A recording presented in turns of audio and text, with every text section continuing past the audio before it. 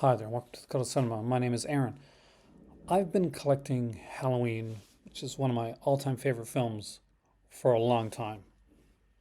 In fact, in the early days of collecting, from the Anchor Bay VHS to the Blockbuster exclusives to this really, really cool edition that I had to stand on the line to get, there's been so many different versions of Halloween that's come out. So very many.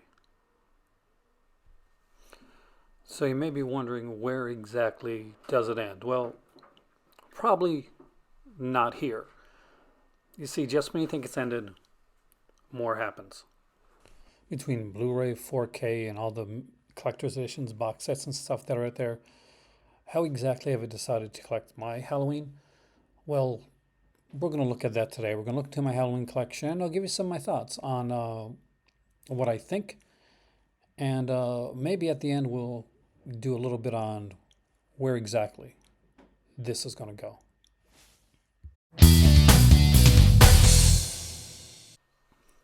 You see, Scream Factory had made the announcement, the ultimate announcement for Halloween, something that we never thought we'd get.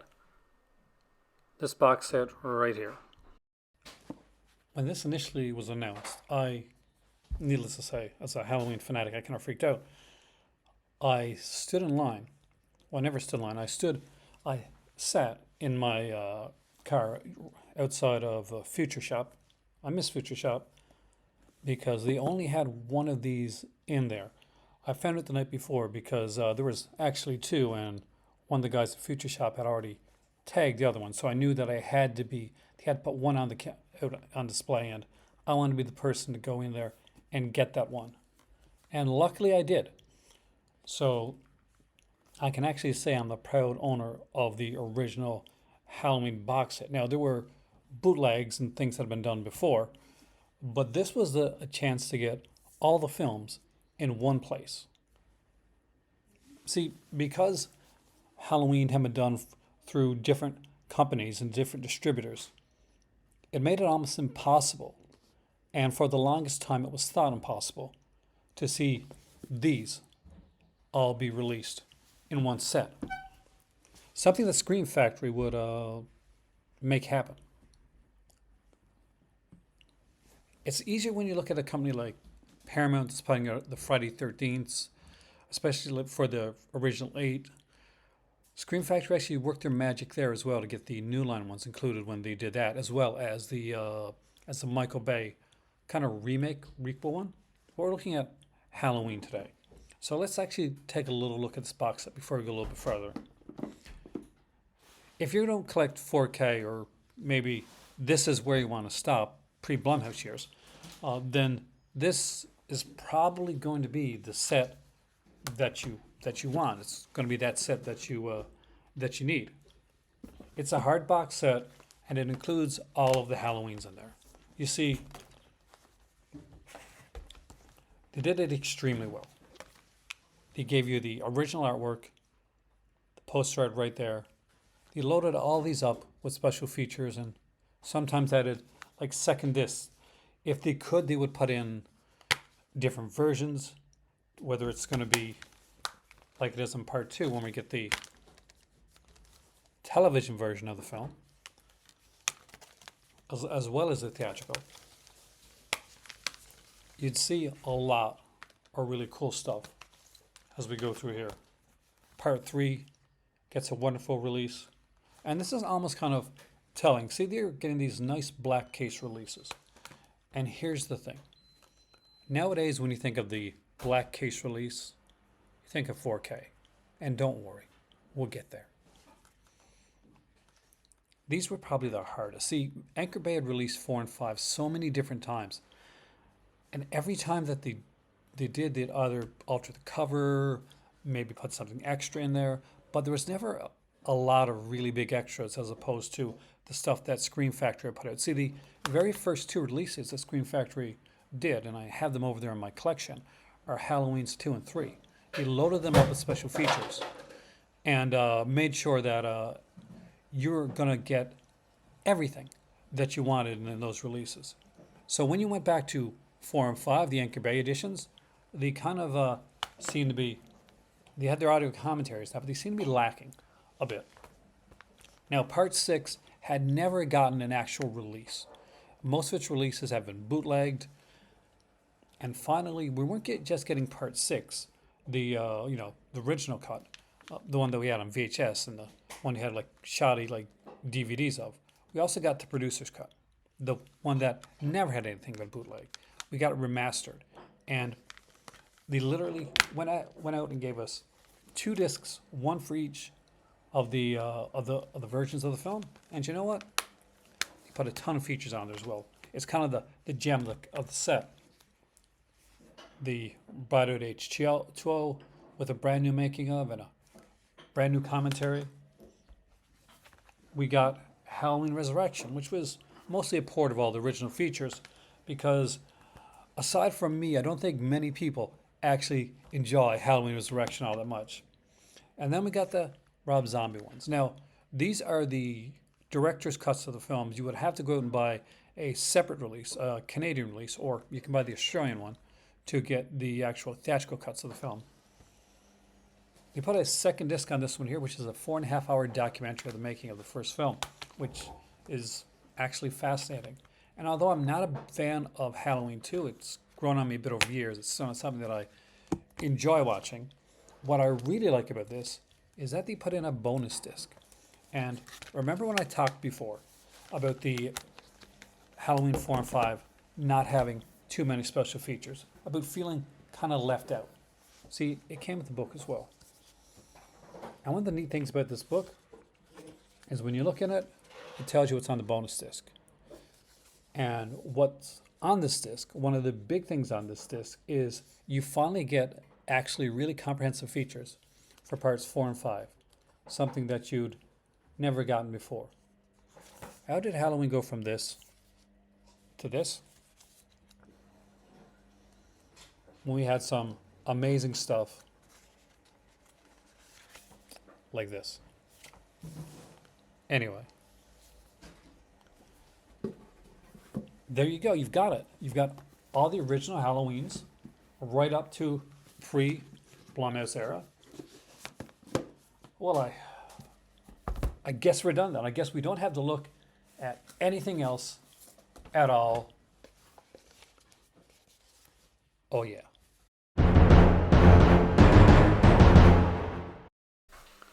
That's when Scream Factory announced the Halloween 4Ks. But you see, I had the Ultimate Edition. This was all I really needed. It's all the Halloweens, and I just had to pick up the other 2 theatrical for the Rob Zombie ones, and I was pretty good. I was pretty set. But they are pretty sexy looking box sets, and when I initially looked at them, I said, I'm not going to get it just for the upgrade and for like just a cover. But it wasn't just any cover. It was a hardbox slipcover. Now, very few of the Scream Factory 4Ks would use this. Very, very few. Only the Halloweens, I think Avara's Haunted Hills, and maybe 1 or 2 others. Everything else has a normal slipcover. Shame, shame, shame. Now, what's really, really cool is that, see, this has 3 discs. So we get the 4K edition, we get a new Dolby Atmos track, and being an audiophile, that is something that, although I don't have a Dolby sound system yet, that is something that I want in my future. And I know when I get it, I want to be kind of ahead of the game with the releases. So I had to grab the first one. But I was only going to grab the first one because it was my favorite. You know, it's the one that we always go back to. But if you get the first one, the second one is kind of a continuation of the first one, right? So then you've got to get the second one because, you know, aside from having the 4Ks, there's a brand new like interview on here as well. And I didn't want to miss out on that new interview. And the TV cut's here in standard def, so which is, fine for the TV cut. So this is, I'm good here. Now, I actually didn't get part 3. I still need to pick that one up. One that it's a glaring like omission in my collection and one that I need to get, and I have to make sure I get the hard box because, spoiler alert, if you order this online now, you're not more than likely going to get these. See, this was for the initial release.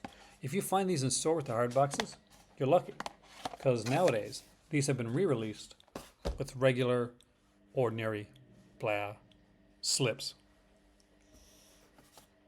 So I didn't get part 3. So I said, I am good there. I got parts 1 and 2. That's all I really, really need to get. But then I looked closer at parts 4 and 5. You see, I love part 4. It's always been a favorite of mine. Dwight Little did a great job with this one right here. And I did like the new artwork. And since I got parts 1 and 2, and I was eventually going to get part 3, I had to get this.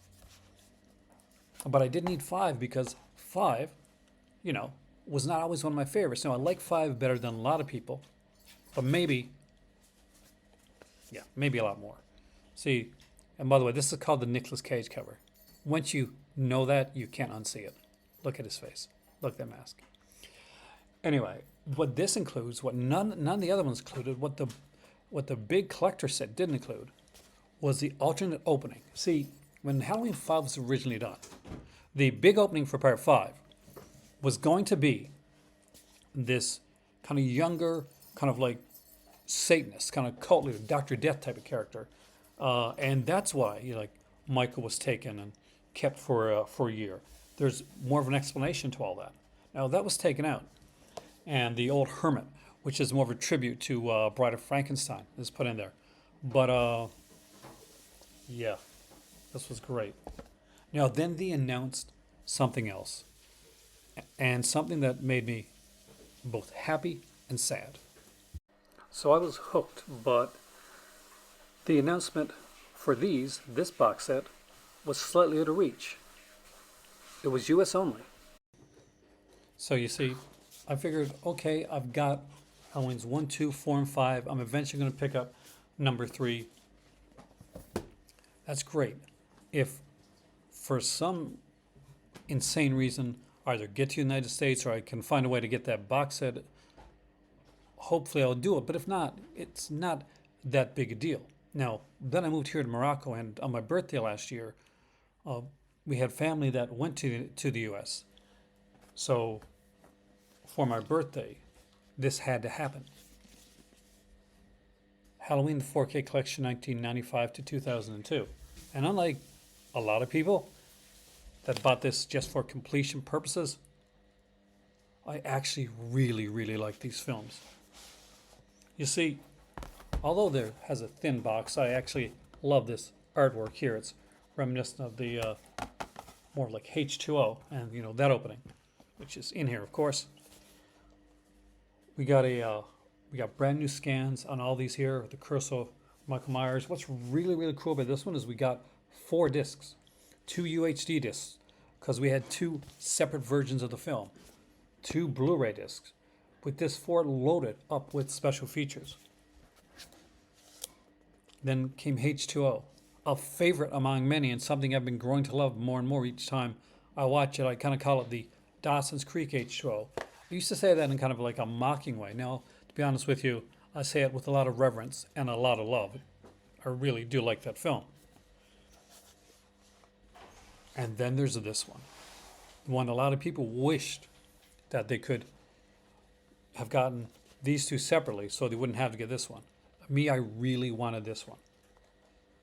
I enjoyed the hell out of this film, and there's a lot in this film to love. There's a lot of cheesiness and catch there. And if you like that type of film, if you like kind of the cheesier stuff, then Resurrection really does work for a lot of people. So now I'm just without the 3, and I'm going to get that eventually. I still have not yet got that, so don't expect me to whip that one out anytime during this video. But then they announced the Halloween trilogy, the David Gordon Green trilogy, with a take where we start off after the original Halloween and go right to, the ending.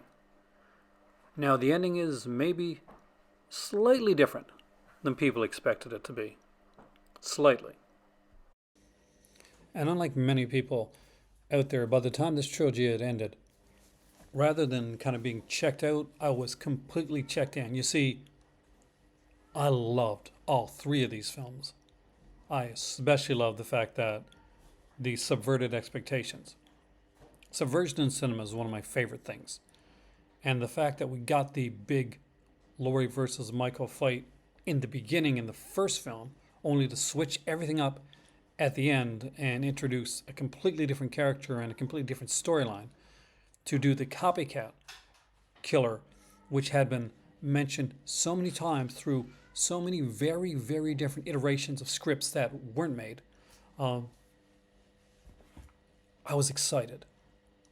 So when I wanted to get this trilogy, I knew I wanted it in 4K. And there was kind of a slimline, kind of a more inexpensive way to get it. But for me, that wasn't going to be good enough. I love this series of films. And to be fair, it really was John Carpenter coming back. He was scoring these films again. We had a director that didn't just do this for a cash grab, he did it because he liked the films and actually plotted out an actual trilogy rather than getting like a different director for each one, like we would get in Friday 13th and Nightmare on Elm Street. So when I got it, I had to get this. This is the Steelbook edition in for the Friday 13th, for the Halloween franchise, and for all three of the David Gordon Green releases. And man, is this one beautiful, beautiful thing. It actually made me rethink my thoughts on steelbooks and kind of made me fall in love with them again. Initially, we got this one right here. So just put it out like this.